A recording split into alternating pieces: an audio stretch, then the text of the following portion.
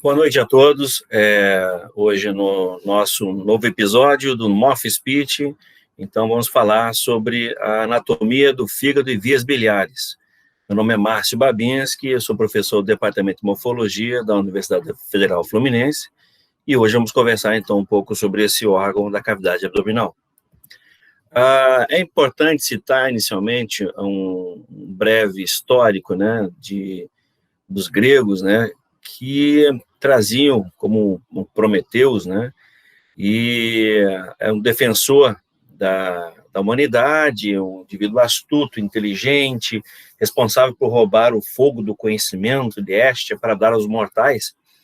E aí Zeus ficou muito chateado, né, com isso e puniu, né, deixando ele amarrado numa colina por um tempo, onde uma rocha, né, onde por toda a eternidade nessa história, e aí vocês observam nessa imagem à esquerda que uma águia vinha constantemente, vinha todo dia comer o seu fígado, né, e ele se regenerava no dia seguinte, por isso ele sobreviveu, e aí essa história é para representar para a gente que o fígado é um órgão, então, parenquimatoso importantíssimo para nosso metabolismo, e ele por ser uma fábrica química do nosso corpo, ele acaba se regenerando.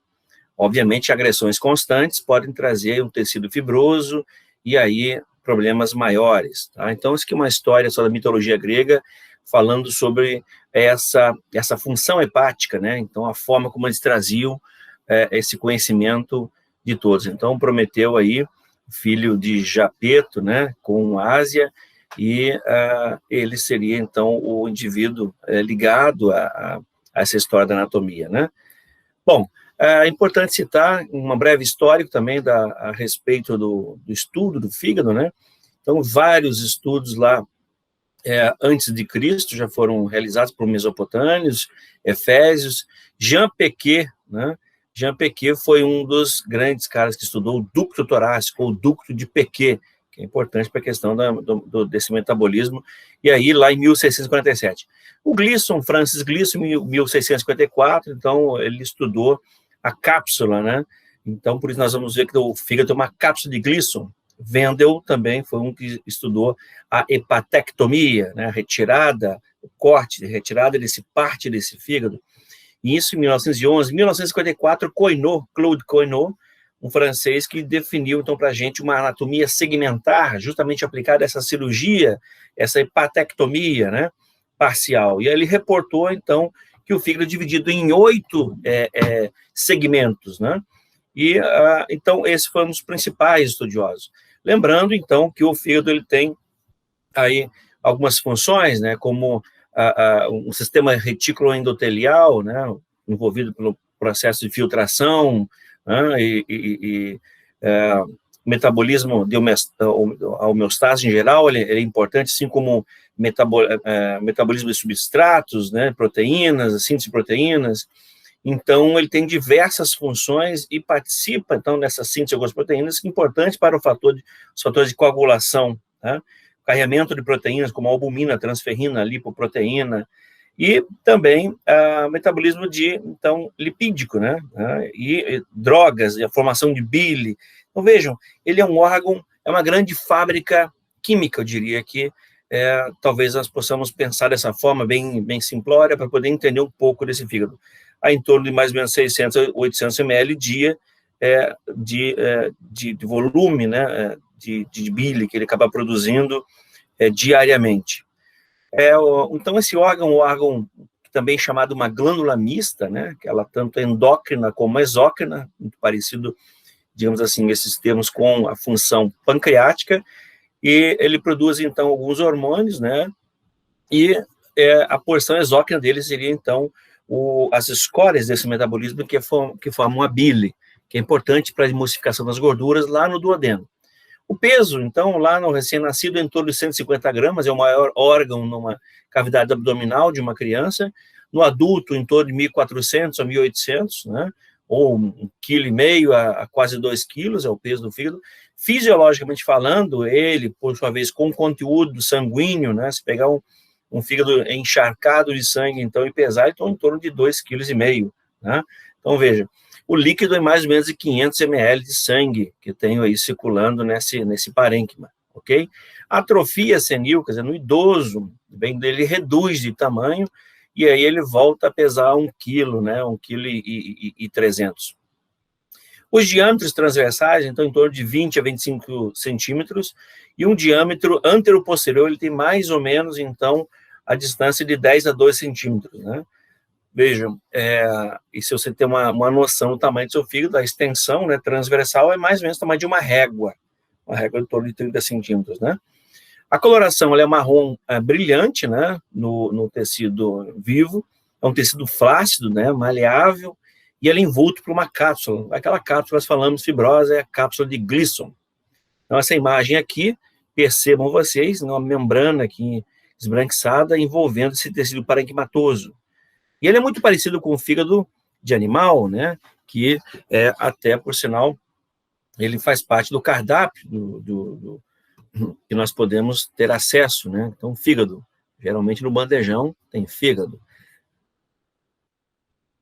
E aqui, para você ter uma ideia, então, dessa proporção de tamanho de um fígado que, aos 32 semanas, como ele cresce nesse período até a idade adulta. Então, o órgão hematopoético, nessa fase, principal órgão hematopoético, em 3 dias, então, ele já está ganhando um percentual bem grande e, praticamente, aos 17 meses, ele dobra de tamanho.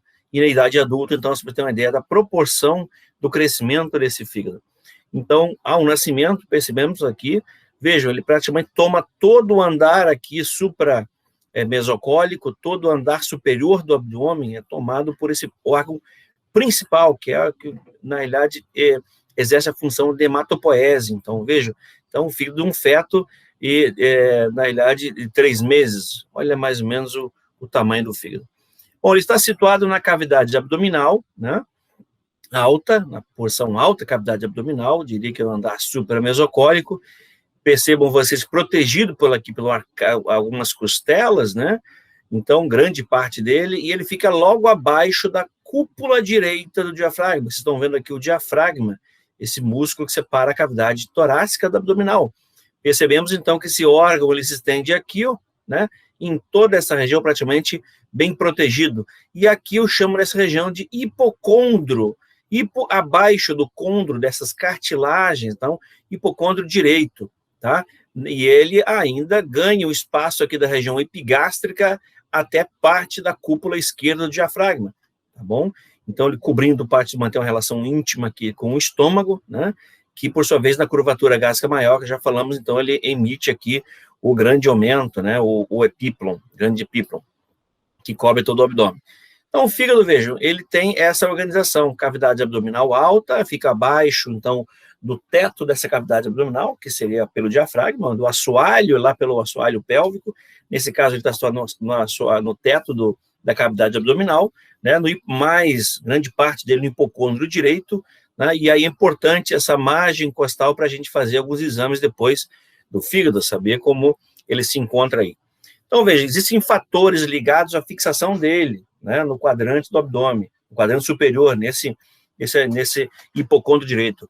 Lembrando que nós já falamos de uma linha mediana e uma transversal a nível do umbigo, separando o abdômen em quadrantes. Quadrante superior direito, superior esquerdo, aqui o quadrante inferior direito e o inferior esquerdo. Percebemos aqui, então, que ele se encontra no quadrante superior direito, transitando até o esquerdo do plano mediano. E aí os fatores ligados à fixação no quadrante superior do abdômen, então, são fatores anatômicos e fatores não anatômicos. Os anatômicos, então, a veia cava inferior é importante, veias suprahepáticas, né? Os ligamentos que fixam o fígado e pregas peritoneais. Os não anatômicos são a pressão positiva intraabdominal é a principal, né? Então, esses anatômicos, a veia cava superior prende ele transitando acima para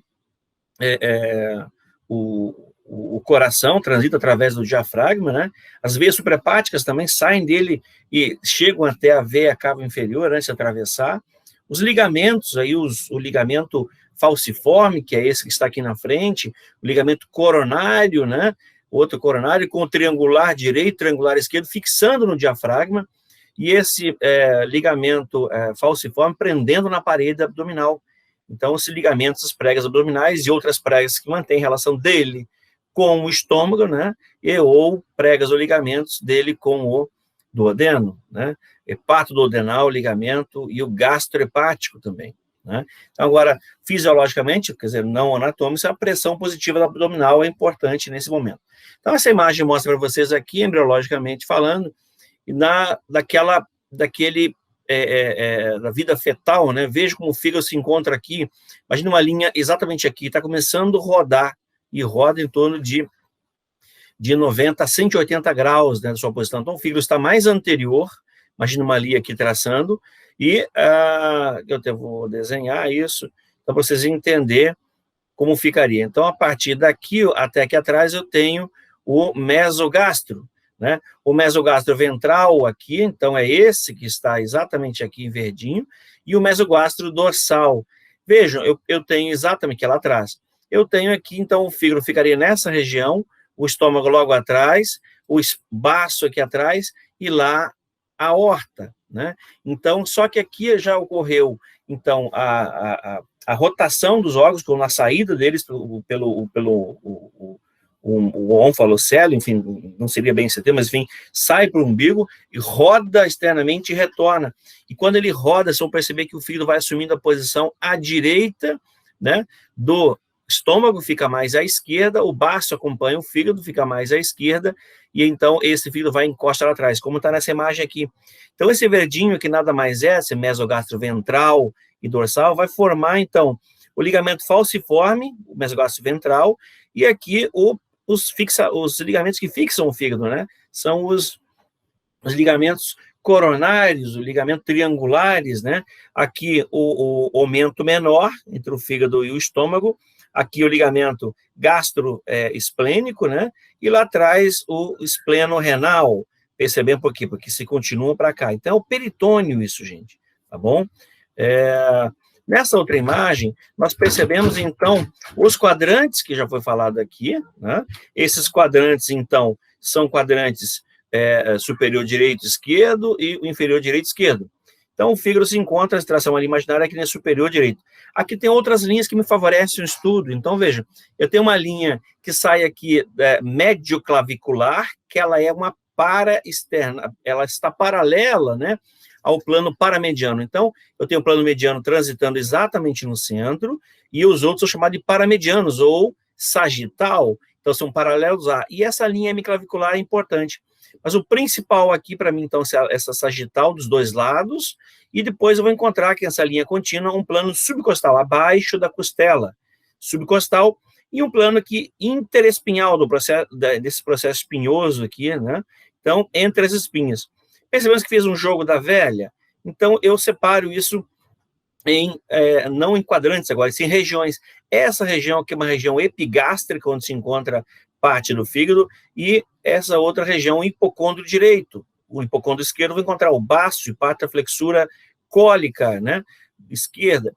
Aí aqui no meio vai ter uma região umbilical, né, que também era chamada de mesogastro, e aqui embaixo de hipogastro, né? Então, epigástrica, mesogástrica e hipogástrica. Aqui hipocôndrio direito, aqui vou chamar essa região de lateral direita e lateral esquerda, e aqui a região inguinal direita e inguinal esquerda.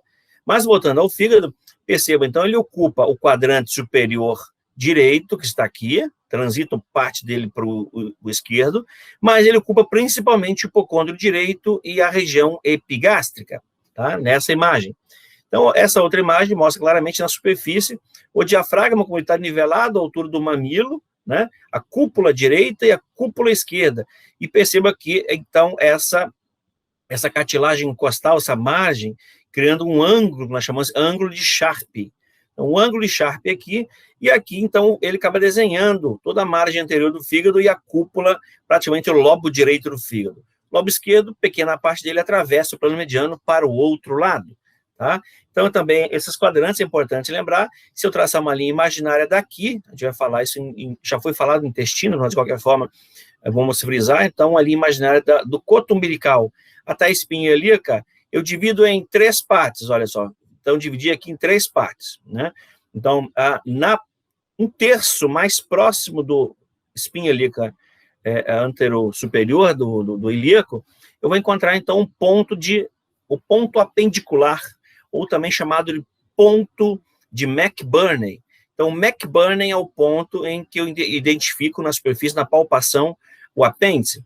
Então, eu palpo lá nesse ponto do McBurney, o apendicular, palpei, e aí a manobra realizada sobre, que eu chamo de Bloomberg, manobra de Bloomberg, ela pode ser positiva ou negativa. Então, a compressão, né, lá embaixo, nesse ponto do McBurney, e faço uma descompressão rápida.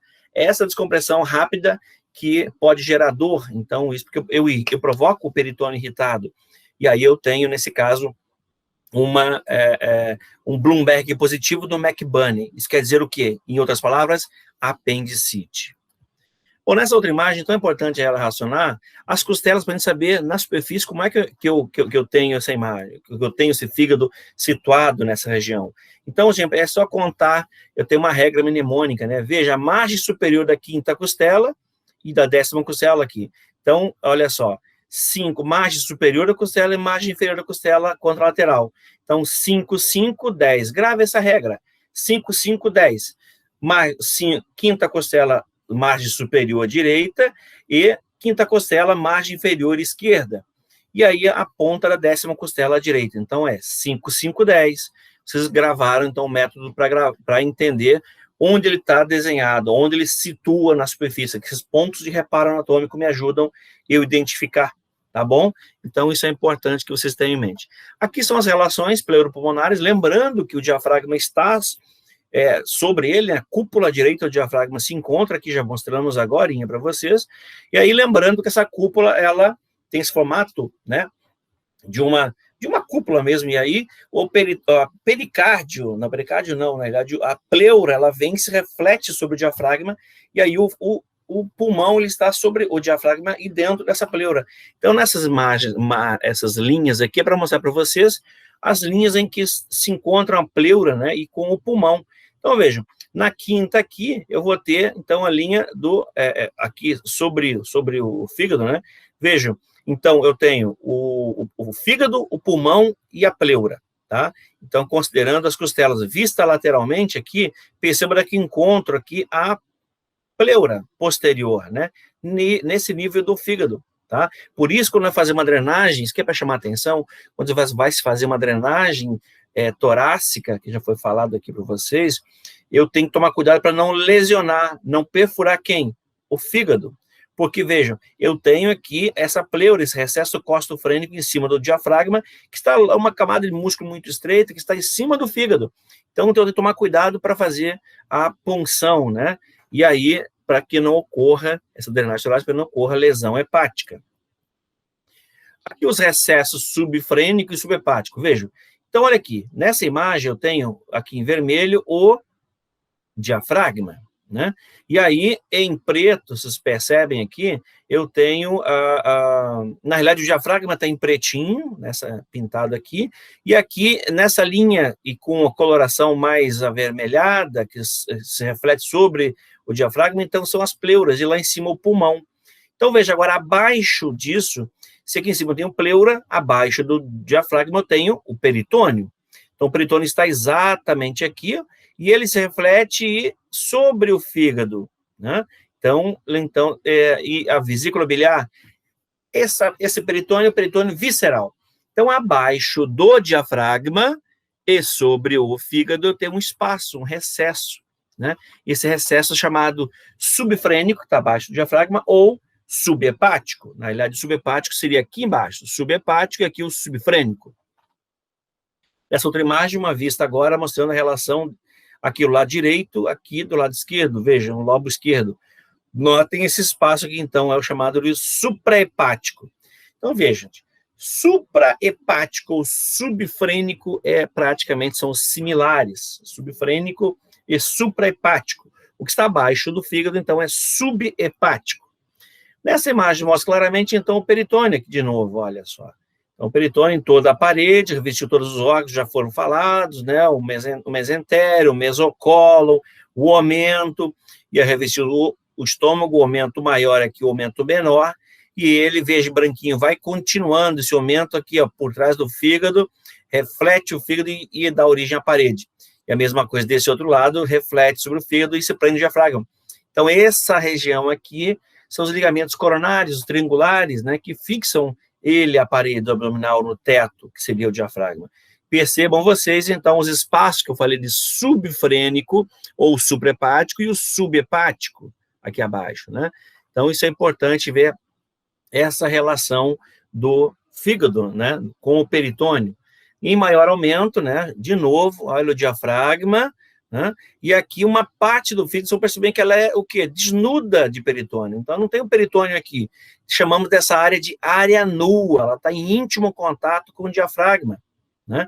Então, vejam, aqui em cima eu vou ter fixação, aqui atrás eu vou ter fixação, tem um espaço aqui, então, um espaço subfrênico, e aqui um subhepático, ou recesso, né, hepatorrenal, nesse caso, sobre o rim, entre o rim e o fígado, tá bom? Olha onde pode acumular secreção, aqui nesse recesso costofrênico, pode rechaçar o pulmão um pouco para cima e acumular isso aqui, tudo de secreção, e eu vou fazer uma drenagem aqui, uma toracocentese, e aí eu tenho que tomar cuidado para não espetar quem? O fígado, que pode sangrar para a cavidade. Aqui um espaço subfrênico, né, quer dizer, está abaixo do diafragma, em cima, estou vendo uma vista superior, em cima do fígado, eu estou percebendo que tem o quê, gente? Um acúmulo de secreção. Como o paciente está deitado aqui, né, aqui as costas, está deitado, existe um nível hidroaéreo aqui, veja. Então, tem a coleção de gás, que é esse escuro aqui, e aqui embaixo de pus, né, de secreção. Então, está no espaço suprahepático, ou ele é um espaço subfrênico, tá? Essa imagem aqui, ele estaria exatamente aqui, ó. Tá? Acumula, faz um grande abscesso, tá? Então, vejam, e aqui entre o rim, olha o peritônio, então o peritônio vem na parede, refletiu aqui sobre as alças intestinais, vem que cobre a cápsula renal, né? Então, veja, o corpo adiposo renal reflete sobre o fígado, criando um espaço, então, que é o hepatorrenal, é parte do espaço subhepático. Nessa outra imagem, mais uma vez mostrando a relação, então, dele lá com o peritônio, pelo ligamento falciforme, né? E aqui um aumento menor, né? Então percebam que eu tenho essa relação com o fígado, e ele todo aqui nesse corte transversal à sua direita, lembrando o paciente deitado, e aí feito um scanning, né? E esse é um corte, então, que nós chamamos de corte axial. Então vejam, isso aqui é o mesogastroventral, que verão na embriologia. Aqui o fígado está envolto, depois vai manter a relação através do aumento menor com o estômago com o baço, através do gastrohepático, né? Gastrolienal, e termina lá com o rim, que aí é o espleno renal. Veja, então, a sequência, esse ligamento aqui, é a linha que nós tínhamos antes. Então, lá na frente o fígado, depois o estômago, depois eu tenho o baço, depois o rim por último. E como ele sofreu rotação, tem esse outro aspecto aqui, imagine, vai para a direita, vem para a esquerda e termina aqui à esquerda. Bom, propriamente da morfologia do fígado, então essa imagem mostra uma vista anterior, ele é dividido pelo ligamento falciforme em dois lobos, o lobo direito do fígado maior e o lobo esquerdo, entre os dois, então o ligamento falciforme. Notem que esse falciforme é uma dobra, uma prega do peritônio que também fixa o fígado lá no diafragma, vejam. Então, aqui em cima, esbranquiçada, é uma linha que é do peritônio, e aqui parte do peritônio se fixando no diafragma. Então, isso aqui eu chamo de ligamento coronário, né? Ele está coroando o coração, coroando o fígado. Esse ligamento coronário, ele termina lateralmente num espessamento, que é o ligamento triangular direito e do outro lado triangular esquerdo. Então, esses coronários, o triangular direito e esquerdo, junto com o falciforme, eles representam, então, a porção de fixação desse fígado, né, nas paredes, no teto e na parede anterior. E observe essa imagem, então, a margem anterior desse fígado, né, conseguimos visualizar, então, dois lobos. Algumas impressões das costelas são desenhadas aqui na peça, na prática, fica muito mais claro para a gente evidenciar isso. Aqui, então, foi retirado a parede anterior, vocês estão olhando por trás da parede anterior do abdômen, mostrando o ligamento falciforme aqui, ó. E o ligamento que eu não mostrei nessa imagem, na anterior, para mostrar agora, que é o ligamento redondo. Esse ligamento redondo, ele é um remanescente da circulação fetal, né? Ele lembra, então, a veia umbilical, que um dia trazia sangue através desse coto umbilical aqui, para dentro do abdômen até o fígado, para nutrir esse concepto, né? Então, percebemos aqui o peritônio revestindo toda a parede anterior, e aqui vocês percebem, então, retirado o peritônio somente com uma faixa transversal. Essa imagem mostra claramente, de novo, o ligamento falciforme, e aqui embaixo o ligamento redondo. Essa relação, quando se abre o abdômen, então, tirou a parede anterior do tórax do abdômen, vocês vão visualizar dessa forma. O diafragma aqui, lá o pericárdio preso, né, ao diafragma, aqui a pleura que foi retirada, e por baixo, então, o peritônio. Na vista posterior, eu consigo identificar, então, de novo, esse grande lobo, que é o lobo direito, né, e o lobo esquerdo. Lembram que essa é uma vista chamada de vista visceral, né? Então, eu tenho uma relação, ele cria algumas impressões. Lembrando que do ligamento coronário com o triangular esquerdo, coronário com o triangular direito. Lembrando que o coronário tem uma porção anterior e uma porção posterior do coronário, toda a sua extensão. E essa área aqui está descoberta, vê que está uma cor diferente, essa área aqui, então, é a área nua, né? Então, a área desnuda de peritônio tem contato direto com o diafragma. Então, percebam as íntimas relações aqui, né, com esse fígado, com a veia cava inferior, aqui a vesícula biliar, né, e o hilo hepático, né, com a porta, hilo ou porta do fígado. Nós vamos falar mais à frente. O que é que se notem aqui as impressões? Se ele se encontra aqui à direita, né, e tem essa face visceral voltada para os órgãos que estão abaixo ou mais posteriorizados, ou anteriorizados, então eu tenho impressão. Essas impressões, então, por exemplo, aqui eu tenho uma impressão, aqui tem outra impressão, são várias impressões que a gente vai falar mais à frente, a impressão gástrica, a impressão renal, a impressão esplênica, e aqui o que é que se chama a atenção somente para os lobos. Então, veja, na anterior eu tinha lobo direito e esquerdo, agora nessa face visceral tem mais dois lobos, que é o lobo caudado, que é este aqui, né? Se fosse uma cauda desse lobo direito, então uma cauda lobo direito, e aqui o lobo quadrado. Como é que eu vou definir? Então, se aqui a margem anterior, o fundo da vesícula biliar aparece na imagem anterior, que a gente pode visualizar novamente, aqui, ó, margem anterior, fundo da vesícula biliar. Então, veja aqui a margem anterior, que seria a margem posterior. Eu tenho, então, no lobo direito, eu achei a vesícula biliar. Entre a vesícula biliar e o ligamento falciforme, eu tenho aqui até a porta do fígado, isso eu chamo de de lobo quadrado do fígado. O caudado se encontra entre, então, quem separa do lobo direito, eu tenho aqui a veia cava inferior. Da veia cava inferior até o ligamento falciforme, que está aqui, né, o ligamento venoso falciforme, eu vou ter uma margem, então seria que separa o caudado do esquerdo e aqui o caudado do direito, através da veia cava inferior. Esse caudado transita entre a veia cava e a porta hepática, então esse é o lobo caudado, ele é contínuo com o lobo, isso na superfície direito. Nessa outra imagem, então mostrando aqui a relação do fígado com os órgãos, que uma margem marca d'água, então veja, ele mantém uma grande relação com todo o diafragma, com o rim direito, a glândula suprarrenal direita, com a veia cava inferior, com a aorta aqui, né, mas todos esses órgãos são posteriores ao fígado. Aqui o duodeno, a primeira parte, a segunda parte do duodeno, a flexura cólica direita do intestino grosso, o estômago, né, praticamente metade do estômago fica recoberto pelo fígado. Então, essas são as relações principais desse órgão, ok? E, obviamente, a vesícula biliar, que nessa imagem está sendo contemplada. Então, a relação com a vesícula biliar está muito íntima. Nessa imagem, mostra praticamente como se fosse uma virada de uma página de um livro. Retiramos o fígado para mostrar onde está preso o diafragma, né? Então, aqui nesse ligamento, o coronário anterior e o coronário posterior, e lá o triangular direito e o esquerdo. Então, percebemos aqui que eu não tenho peritônio aqui, também não tenho peritônio aqui. Então, essa é a área nua do fígado.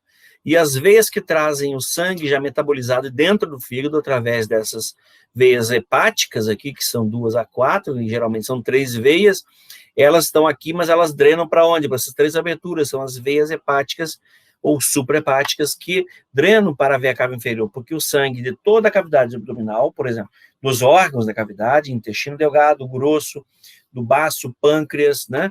Então, o do estômago, isso obrigatoriamente vai cair aonde? Na veia porta. A veia porta leva o sangue para dentro do fígado, o fígado metaboliza esse sangue, e aí ele sai, né? Ele entra pela porta aqui e sai por essas 3 veias direto para a cava, que vai ejetar, né? Ele vai drenar para dentro do átrio direito do coração, que está aqui. Depois ventrículo direito e vai para os pulmões para oxigenar. Oxigenou esse sangue, retorna então o sangue pelas 4 veias pulmonares, retornam ao átrio esquerdo um sangue metabolizado, um sangue com nutrientes, um sangue com oxigênio, pronto para nutrir os tecidos. Volta ao átrio esquerdo, passa para o ventrículo esquerdo e, por sua vez, pela aorta, sai para o corpo todo. De novo, lobo direito e esquerdo, ligamento falciforme que o separa na superfície, né? Então, isso é para demonstrar a vocês essa relação, a margem anterior e o ligamento redondo. De novo, a mesma imagem, chamando de novo a atenção para os ligamentos. Aqui num corte, mais uma vez aqueles espaços que eu havia falado, aqui uma metástase na superfície do fígado, então um corte transversal mostrando essa, axial mostrando a relação do fígado, então, e aqui chamando a atenção para uma metástase. Nessa outra imagem aqui, então, mostra uma face visceral, mostrando a vesícula biliar muito íntima e a veia cava, na realidade, veia cava inferior. Então, aqui, como é importante essa imagem com essa imagem? É praticamente a mesma coisa, tá, gente? Então, aqui, ó, a vista posterior, tá? Então, seria o dorso da cavidade abdominal, o corpo da vértebra, e lá a margem anterior seria do fígado, a face anterior, que é a face visceral, que é essa face todinha. E eu tenho aqui, então, a aorta, né? E essa veia grandona passando, então, muito íntima no fígado, quem é? A veia cava inferior, né? A veia porta aqui. Então, praticamente, é o desenho espelhado. Olha a vesícula biliar aqui com líquido, então é praticamente o espelhado dessa imagem aqui. Você entender a importância da anatomia. Aqui nessa vista anterior, então, foi rebatido parte do fígado para mostrar para vocês o ligamento, então, que o prende ao estômago, parte desse mesogástrio, né, que vai dar origem, então, ao aumento menor. Esse aumento menor, ele tem 2 espessamentos. Um aqui, que vai se chamar, então, de hepatoduodenal, e aqui o outro que é o gastrohepático, né, o hepato gástrico. Logo aqui atrás, quem está passando por aqui é a aorta, e debaixo da aorta surge aqui, debaixo desse aumento, eu vou ter uns ramos surgindo, então, da aorta que são tronco cilíaco, né, que vão dar artérias que vão irrigar o estômago, o baço, o pâncreas e aqui o fígado, além do duodeno. Olha a íntima relação do rim com ele, então, esse espaço aqui, então, recesso hepatorrenal, exatamente aqui, tá? Vesícula biliar, e vocês notando, então, essa face visceral do fígado.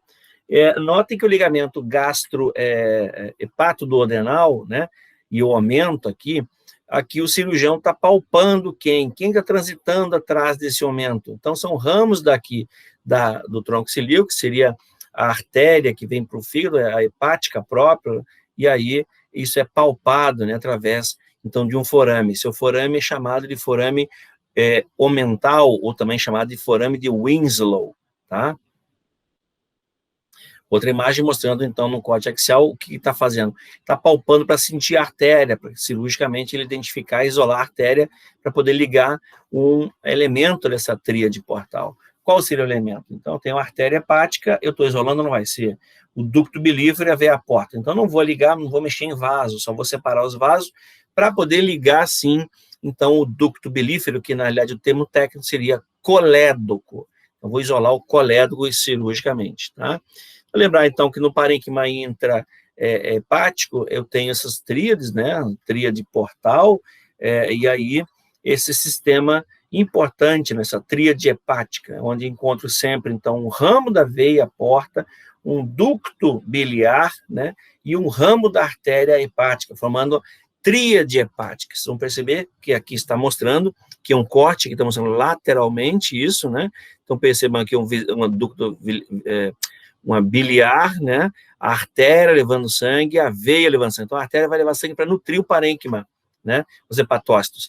E acaba se misturando junto com o sangue que vem para o fígado, para nutrientes para ser metabolizados, né? Então, é para chamar a atenção que existem, então, duas tríades. Uma tríade portal macroscópica, né, formada por artéria hepática própria, veia porta e ducto hepático comum. Já a tríade hepática, a de Gleason, é microscópica. Então, a artéria hepática, o ramo da veia porta e o ramo do ducto biliar. Então, aquela tríade que mostramos anteriormente. Encontra-se uma discussão na literatura que dizem que a tríade hepática de Gleason seria a macroscópica e a microscópica. Então, é só para deixar vocês aqui com essa pequena confusão, mas ter em mente que pode ocorrer alguns livros considerando o Gleason como as duas tríades. Bom, aqui chamando a atenção para esse senhor, né, um cirurgião francês, conhecedor da anatomia hepática, que descreveu a segmentação, né, hepática. Então, a segmentação de Cournot. E aí, nós temos um conhecimento que seriam 8 segmentos, né? Esses segmentos, então, são traçados a partir de algumas linhas. Observe aqui, uma linha que traça na altura do ligamento falciforme, então fica mais fácil, o próprio ligamento já é essa linha. Depois, no fundo da vesícula biliar, tracei uma linha subindo, então, aí no eixo, né, desse fígado, crânio caudal, e uma mais lateral na borda. Então, percebemos que eu tenho praticamente 3 linhas, e aí eu vou separar dessa margem lateral aqui para trás como posterior, um segmento.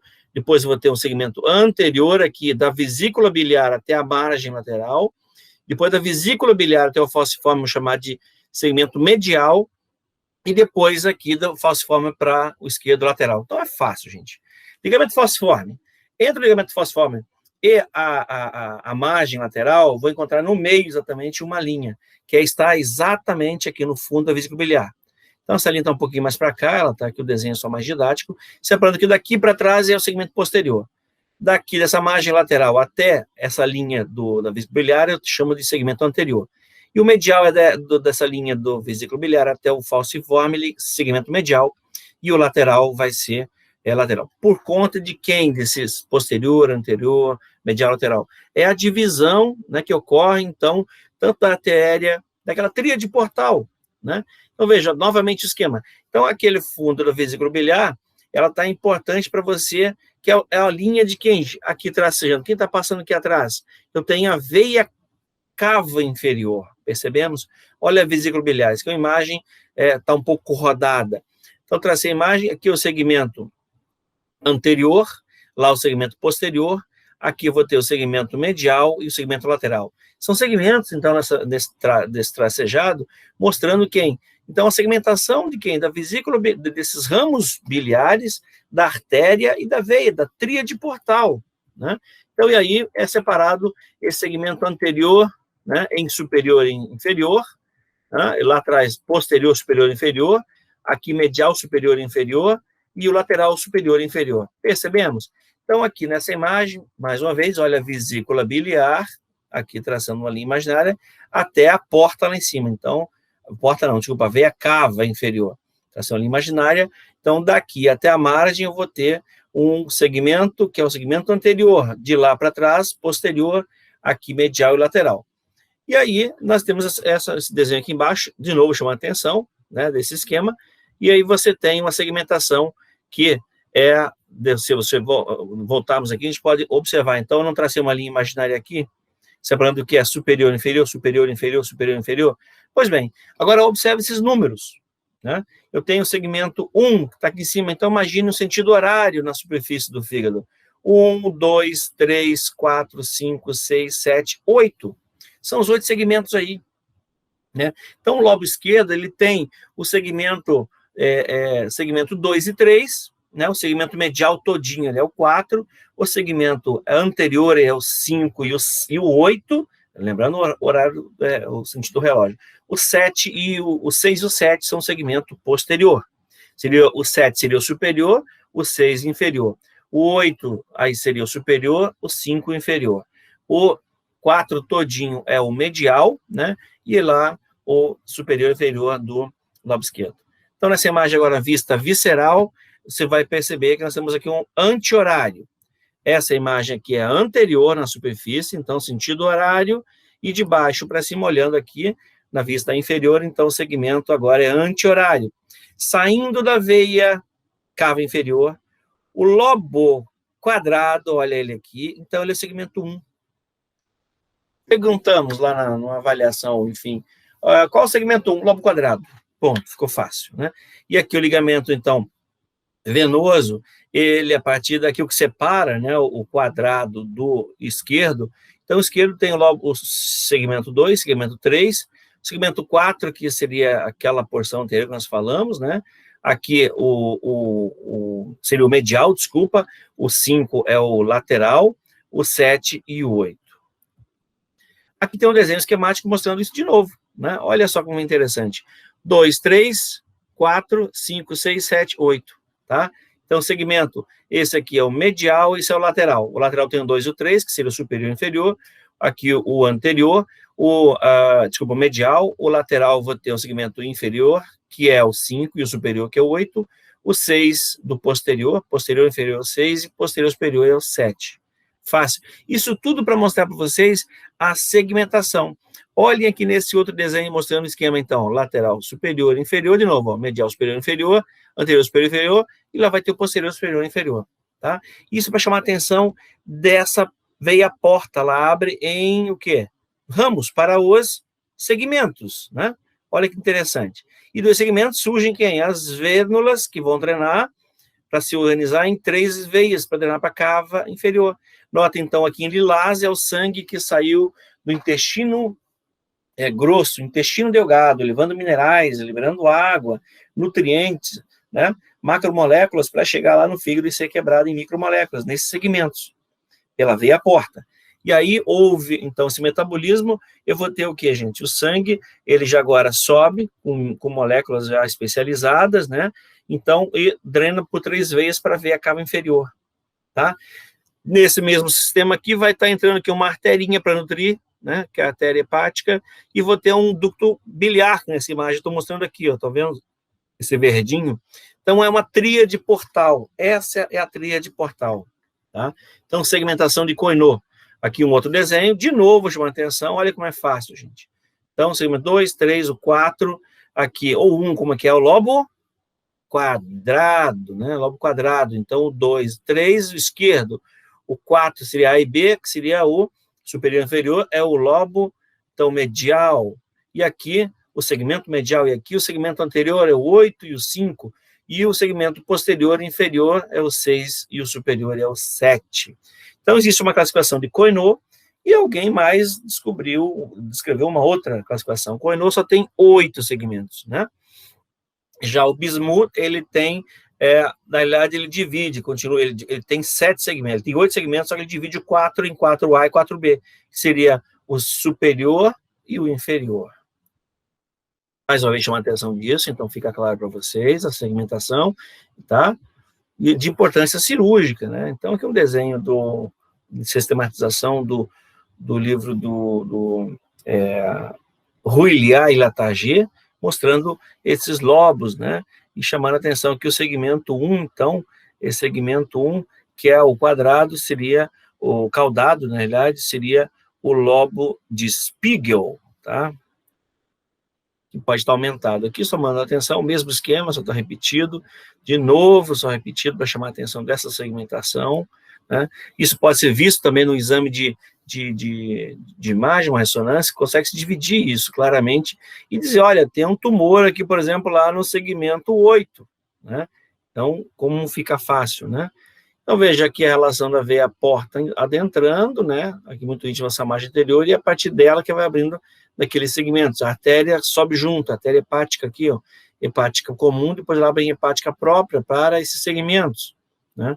Depois eu tenho aqui a drenagem linfática, que vai terminar em 2 grandes ductos, o ducto hepático direito e o esquerdo, formando o ducto hepático comum, que se une ao ducto cístico, formando o ducto colédoco, que vai abrir, passando por trás do duodeno, penetrando em parte da cabeça do pâncreas e desemboca na segunda parte do duodeno, a parte descendente, né? Então, aqui o sistema porta, para chamar a atenção de novo, de toda essa drenagem venosa, vai obrigatoriamente inclusive com os hormônios do pancreáticos, né, células novas da hematopoese, do baço, que vai tudo para dentro de quem? Do fígado.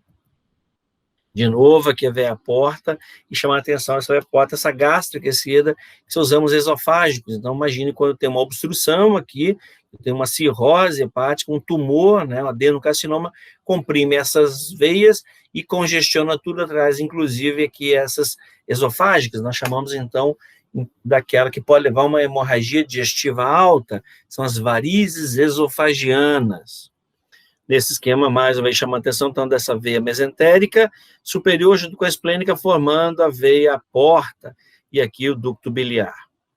Mais uma vez no esquema, mostrando, então, o sítio de drenagem, lá desde o reto, do colo, então, nessa cor, junto, que mistura com o sangue que vem do baço, portanto, então, a mesentérica inferior drena primeiro para quem? Para a veia esplênica, que está levando hemácias aqui, metabolizadas, né,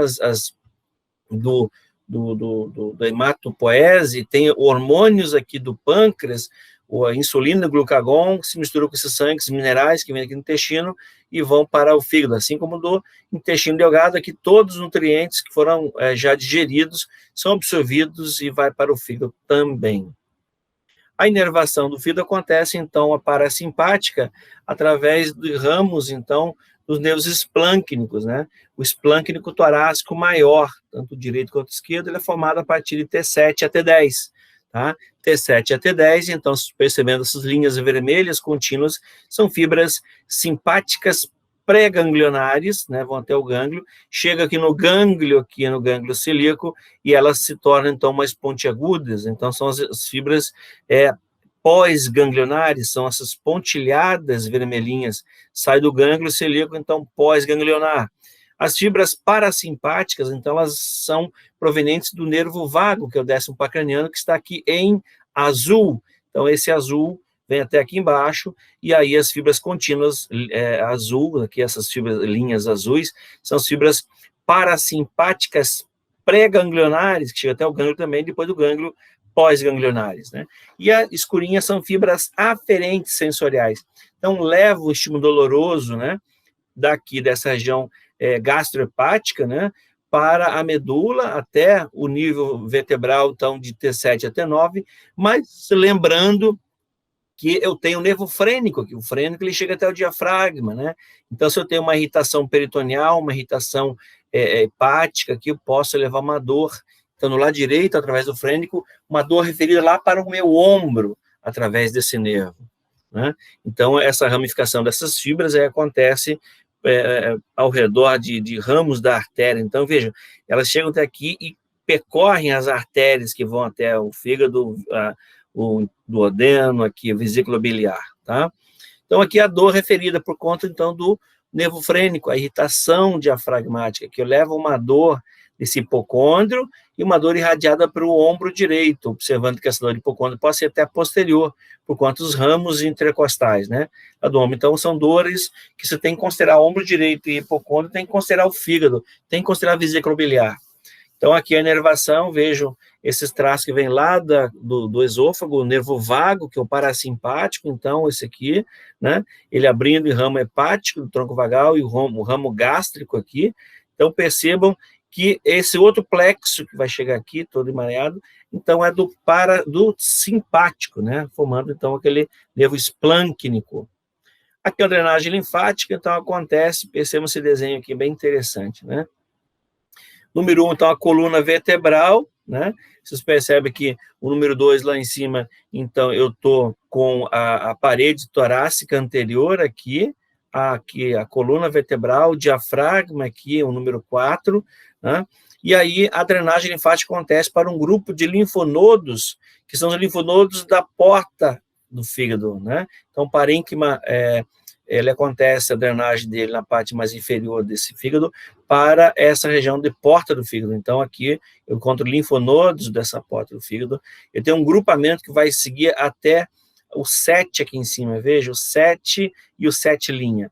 O 7 seriam nódulos linfáticos suprachifoides, né? Então, atravessa aí o processo atravessa o diafragma, e os 7 linhas são linfonodos, então, supradiafragmáticos. Veja, então eu posso levar uma metástase aí do fígado para onde? Para a pleura, pode levar para o pulmão, tá? É uma via aí, tá?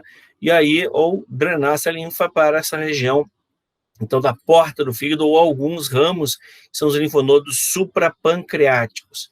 Então, vejam, essa é a via de drenagem linfática.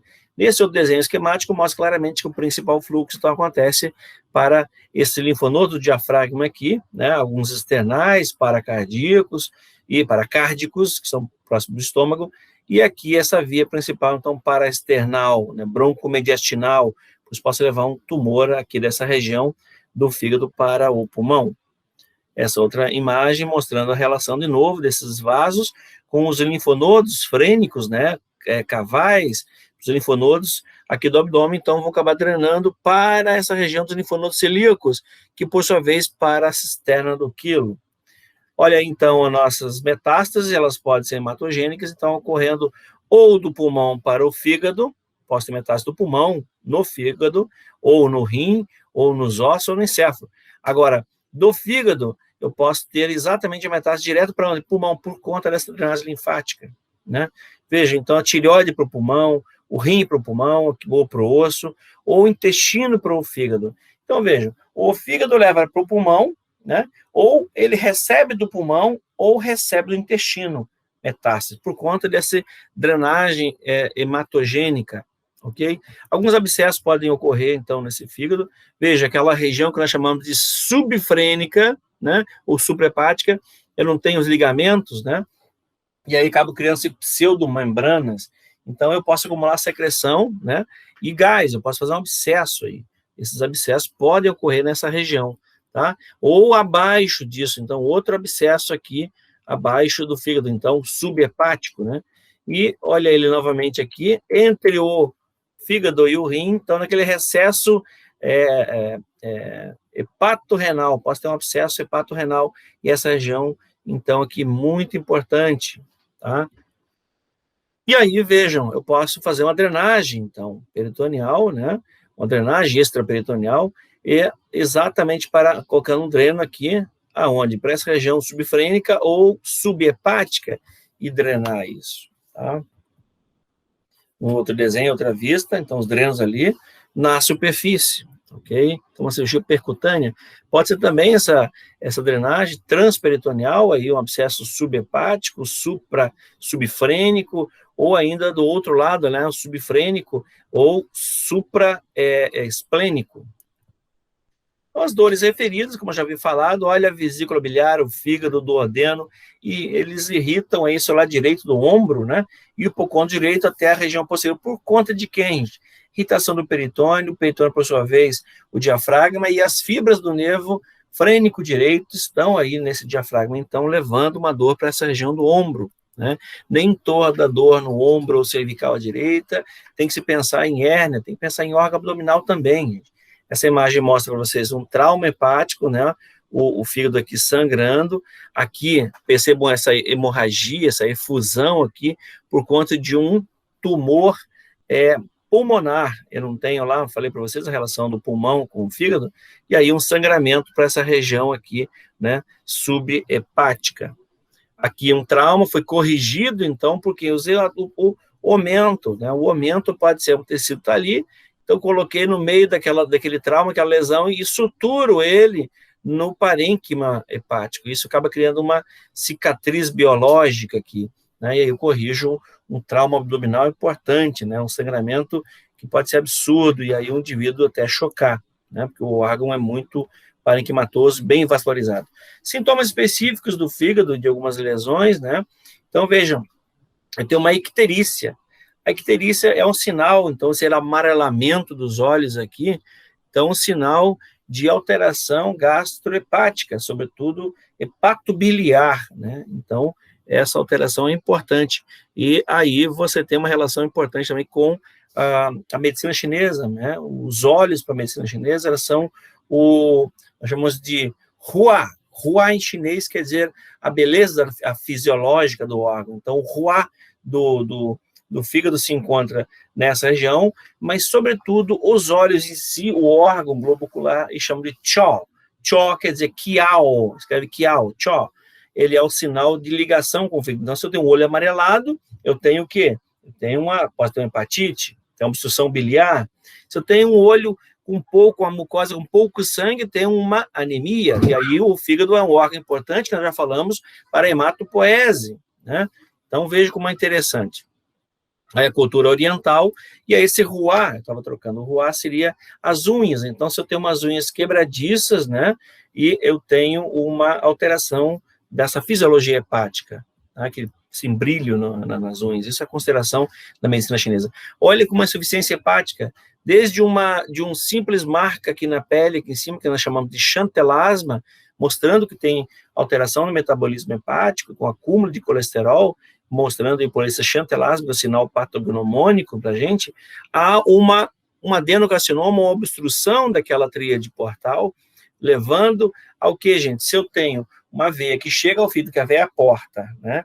E ela encontra obstrução, não consegue o sangue chegar, é igual ao trânsito. O trânsito, quando tem uma obstrução por um acidente ou alguma coisa que o bloqueou, o que vai acontecendo? A tendência é o que? Vai congestionando atrás, né? Para trás daquilo.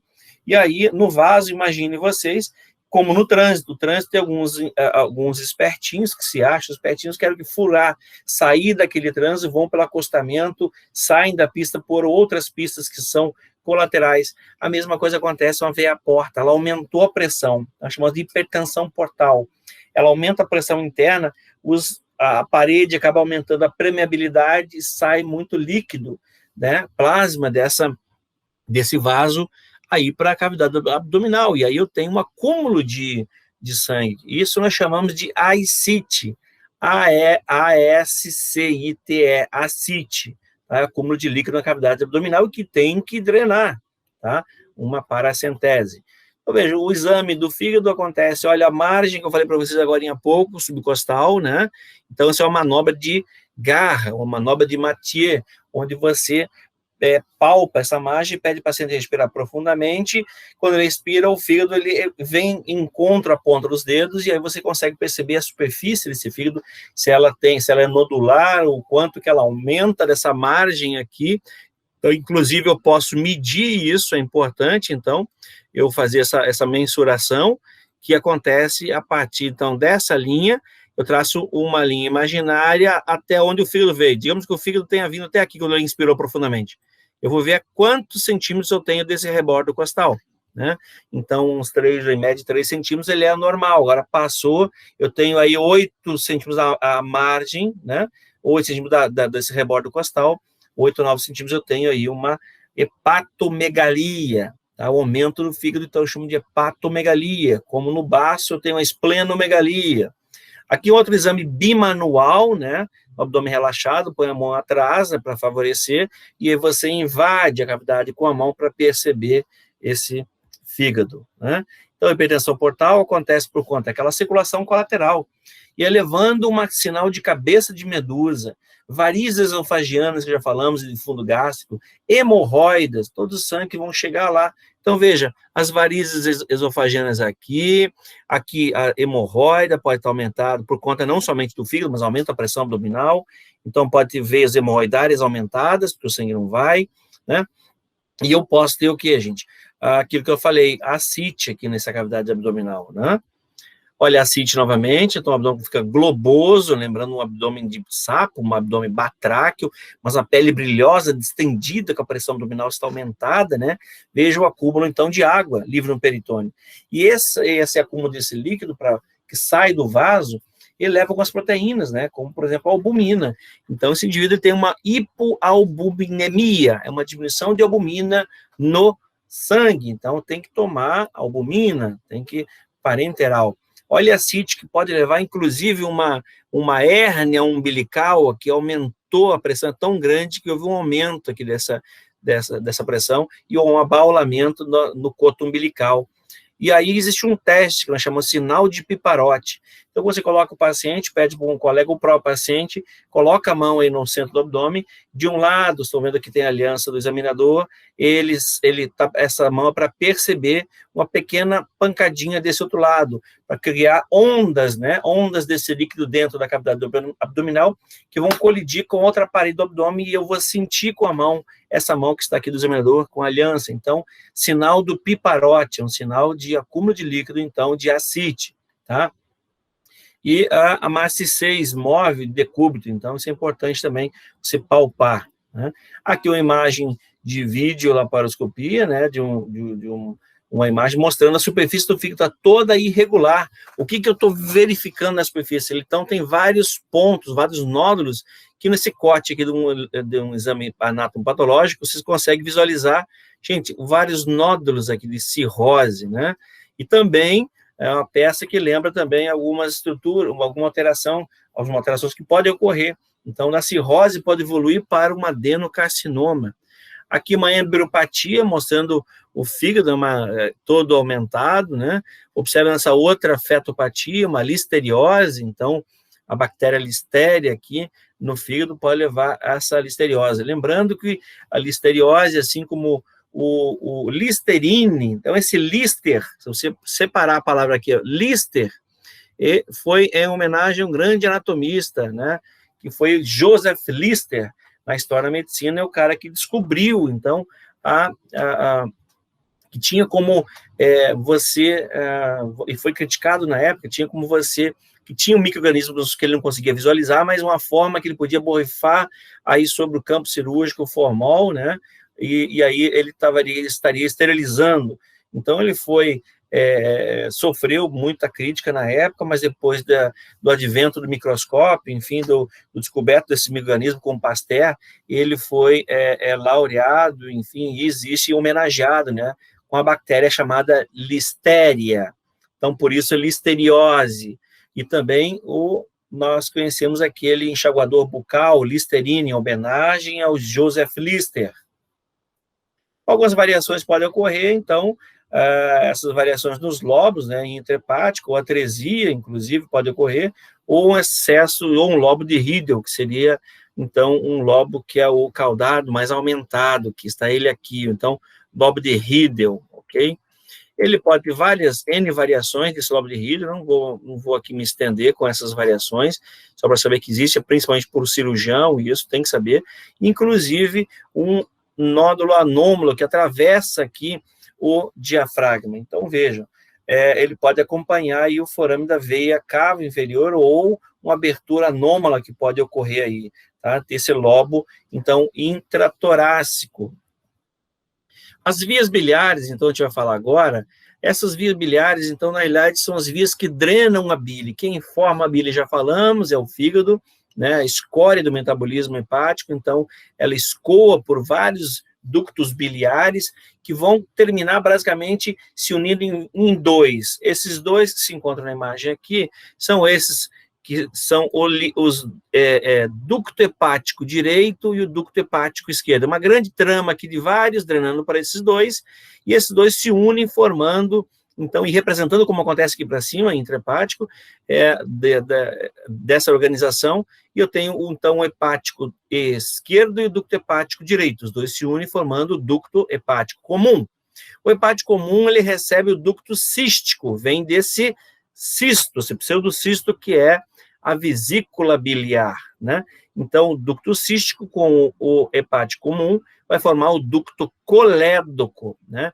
Esse ducto colédoco, então, ele passa por trás do duodeno, penetra aqui na parte do pâncreas, às vezes ele só passa na superfície, ele penetra no parênquima, e quando ele está chegando aqui até o ósteo, ele recebe o pancreático principal.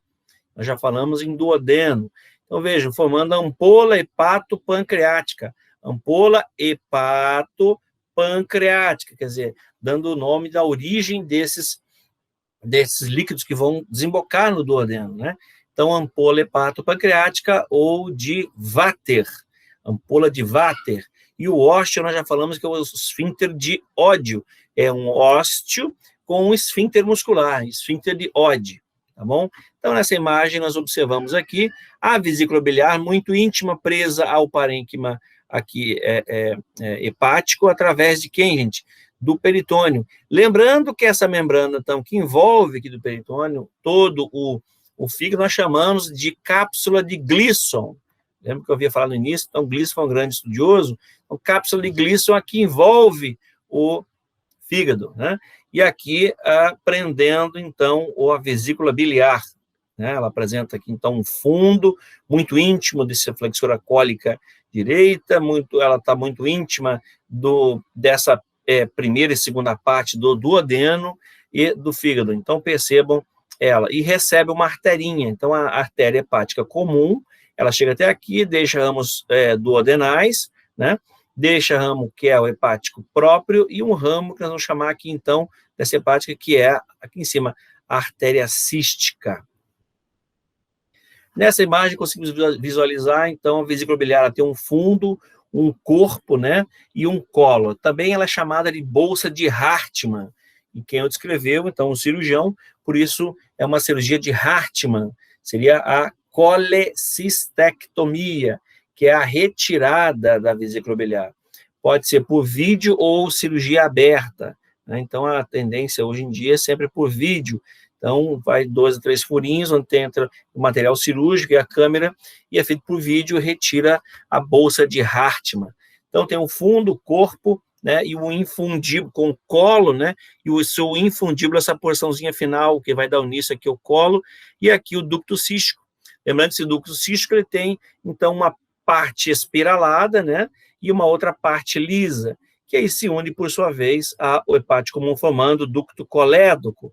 Então, vejam, eu tenho aqui embaixo um ósteo, né, e essa papila de Vater, né, ela, na realidade, ela é a abertura da ampola hepatopancreática de Vater. Então, ele descreveu essa região toda. Eu tenho um esfíncter muscular aqui, o esfíncter de Oddi.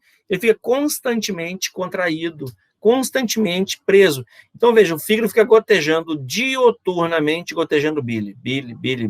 Essa bile vai descendo, chega aqui, opa, está obstruído. E aqui também tem a musculatura que obstruiu para não drenar para o pâncreas. Essa bile vai acumulando. Qual o nível mais inferior para ela poder voltar? Ela vai encontrar esse desvio aqui. Opa, vou desviar para cá, essa bile vai chegar e vai sendo acumulada aqui dentro. Então, acumula aqui na bolsa de Hartmann, ela vai acumulando aqui, e aí, quando o indivíduo ingere algum alimento, esse alimento chega no estômago, vai para o duodeno, cai no duodeno, estimula a colecistocinina. A colecistocinina faz com que isso, então, aconteça um relaxamento aqui e aumenta a contração dessa musculatura lisa, fazendo com que ocorra o quê? É como se tivesse um sachê, se contrai e aí ejeta bile em grande quantidade. Imagine vocês numa churrascaria comendo uma costela bem gorda, né? Precisa de gordura no churrasco. Então, essa bile vem e vai emulsificar as gorduras aqui, que é a função dela, né? Agora, imagine vocês, o indivíduo que come poucas vezes, é uma das causas, né? Uma das etiologias dessas litíase, que são as pedrinhas, né? Colelitíase. Então, cole é o prefixo que indica vesícula biliar. Colecistite, inflamação. Colelitíase, acúmulo, pedrinhas na vesícula. Colecistectomia, retirada. Colecistostomia, só, abertura e retirada das pedras. Então, são vários termos que esse prefixo cole indica vesícula biliar. E aí pode acumular, como eu estava falando, pessoas que comem pouco, pode acumular, e os minerais que se acumulam aí podem formar pedrinhas. Essa pedrinha pode obstruir aqui. Quando obstruiu aqui, leva a inflamação e aí uma crise, tendo que retirar essa vesícula como um todo, tá? Então, vejam aqui, olha, essa íntima relação dela, novamente, aqui, e a arterinha cística saindo lá da hepática direita, mas ela pode variar, pode ser da hepática esquerda, pode sair daqui ainda da hepática própria, tá? Ocorrem N variações, de importância apenas cirúrgica, sobretudo porque existe um trígono que a gente vai falar aqui, o trígono de calor, é um trígono importante cirúrgico para você definir e para poder operar, né? Então, aqui, já que eu falei dele, observem, tem 2 trígonos, um que eu levo em consideração, então, a margem inferior aí do bordo, a margem do bordo, a margem do fígado, né? E, olhem, o colédoco e o cístico. Então, esse faz um triângulo invertido. desde o hepático comum até o fígado, e traçando outra imagem aqui, então, do cístico até o fígado. Isso aí, nesse grande, eu divido na metade. Quem vai dividir? A artéria que eu acabei de falar para vocês, a artéria cística. Então, veja, o trígono de hepatocístico é formado, então, por essa borda hepática aqui em cima, pelo ducto cístico, que está aqui, né? E pelo ducto hepático. Tá? Hepático, cístico, do cístico traçou a imagem até a borda. Então, aqui eu tenho o trígono hepatocístico. Já o trígono de calor, eu tenho, então, a artéria cística aqui, importante. Eu tenho o ducto cístico e o ducto colédoco. Eu criei o trígono de calor, tá? Então, é importante conhecer esse trígono. E lembrando que esse conduto hepático comum é o colédoco. Então, trígono de calor ou triângulo de calor e trígono hepatocístico. Lembrando, então, quem divide os dois, né, se você for considerar, tem como base. Eu tenho aí o colédoco até o fígado, a base desse triângulo é o fígado, e o outro lado do triângulo, então, é o ducto cístico, né? Então, a partir daí, eu tenho um grande triângulo que eu vou dividir. Eu divido através da artéria hepática cística, né, em dois espaços, dois triângulos. Aqui é uma imagem mostrando esse ducto, né, já o colédoco, aqui o cístico e aqui o hepático, formando o colédoco, número 4, que vai descendo do ladinho de quem? Dessa veia, que eu chamo de veia, ela está subindo, na realidade, é a veia mesentérica superior, né? Notem aqui que, deixa eu fazer uma correção, veia porta. Então, o ducto coleta do lado da veia porta, e ele, ou passa da superfície, ou ele penetra no pâncreas e chega aqui na ampola hepatopancreática e adentra o duodeno. Então, essa imagem, novamente, ele lá, olha a veia porta, né? E aqui ele, o ducto colédoco, e vai descer posterior do duodeno, penetra no pâncreas e chega no duodeno. Então, aqui, novamente, o colédoco, o pancreático principal, né, e se une formando, então, a ampola hepatopancreática, lembrando que pode ter esse Santorini. Essa variação do Santorini, que pode ocorrer em diversos planos, é por conta da rotação que nós falamos no início da aula, rotação no período embriológico, né? Então, aqui nessa imagem, vou chamar a atenção do pâncreas, né, o nível, né, na superfície do pâncreas do duodeno. Então, percebeu a relação do pâncreas com o duodeno e onde vai transitar aqui a ampola hepatopancreática. Veja, para definir se eu tenho, é da margem superior aqui do pâncreas, tracei uma linha imaginária descendo 5 centímetros, eu sei que eu estou na altura da ampola de Vater, né? E eu tenho mais ou menos 4 centímetros aqui acima, ao ponto daqui do ducto pancreático principal, tá? E aqui onde vai transitar o colédoco. Aqui a imagem, variações do colédoco na superfície ou penetrando parte do pâncreas, né? Aqui o corte mostrando isso, aqui totalmente penetrando a cabeça do pâncreas, o processo sinado aqui na superfície, parte dele. Então, assim que se organiza, no parênquima ou na superfície, ou parcialmente envelopado, de importância cirúrgica. Mais uma vez chama a atenção, então, o ducto colédoco, que vai trazendo bile lá do vesículo biliar do fígado, aqui embaixo com o seu esfíncter de Oddi, né?